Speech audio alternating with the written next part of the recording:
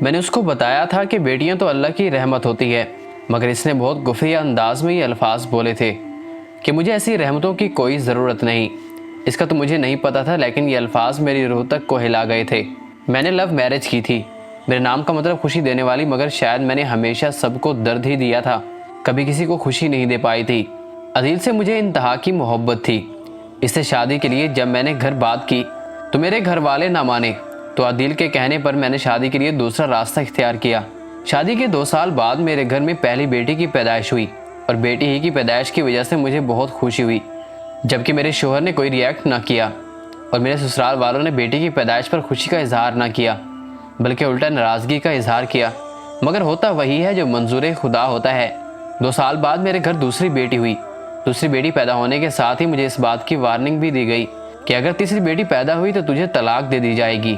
اور پھر 1 سال کے وقفے کے بعد میرے گھر تیسری بیٹی پیدا ہو گئی، مگر منت سماجت کر کے میں نے اپنا گھر ٹوٹنے سے بچا لیا کہ یہ بات میری قسمت یا تقدیر کو منظور نہ تھی۔ میں نے اپنے ماں باپ کو دکھ دیا تھا، اور میرا یہ دکھ میرا باپ نہ سہ پایا اور قبر میں جا سویا تھا۔ تیسری بیٹی کے پیدا ہونے کے بعد محبت ختم ہو کے نفرت میں بدل چکی تھی۔ ہر وقت گالی گلوچ اور مار پیٹ جاری رہتی۔ جو درد میں نے اپنے کام سے اپنے باپ کو دیا تھا، وہی درد میرا شوہر اپنے ہاتھ اور 4 الفاظ سے مجھے دیتا تھا۔ بار بار مجھے میرے کردار کا تانا بھی دیا جاتا تھا۔ خیر، اللہ کے حکم سے میرے گھر میں چوتھی بیٹی کی پیدائش ہوئی، اور ساتھ ہی مجھے طلاق نامہ بھی مل گیا۔ اس کے بعد میرے گھر والوں نے تو مجھے قبول نہ کیا، البتہ میری ماں زندہ تھی۔ اس نے مجھے اپنی بہن کے گھر بھیج دیا، جن کے پاس کوئی اولاد نہ تھی۔ میری خالہ نے مجھے اپنی بیٹیوں کی طرح رکھا، اپنے گھر تک میرے نام کروا دیا۔ میں نے اپنی بیٹیوں کو گھر چھوڑا اور محنت مزدوری شروع کر دی۔ میں نے اپنی محنت کر کے اپنی بچوں کو خوب پڑھایا لکھایا۔ میری بڑی بیٹی CSP آفیسر ہے، جبکہ اس سے چھوٹی بیٹی MBBS کے لاسٹ ایئر میں، اور اس سے چھوٹی دونوں میں بھی پڑھ رہی ہیں۔ میں نے آج تک اپنی بیٹیوں کے پیٹ میں بھیک یا زکوٰۃ کا نوالہ نہیں ڈالا، اپنی محنت سے کمایا کچھ بھی نہ بچایا، اپنا علاج تک نہ کروایا، اور اپنی بیٹیوں پر لگایا، اور آج اللہ نے اس کا ایک بہترین بدلہ مجھے دیا ہے۔ میں نے کہیں سے پڑھا تھا کہ بیٹوں کی پرورش کرنا اور ان کو اچھی تعلیم دینا جنت میں جانے کا ایک پروانہ تھا۔ اپنے ماں باپ کا دل دکھانے کے بعد میرے پاس جنت میں جانے کا یہی ایک راستہ تھا۔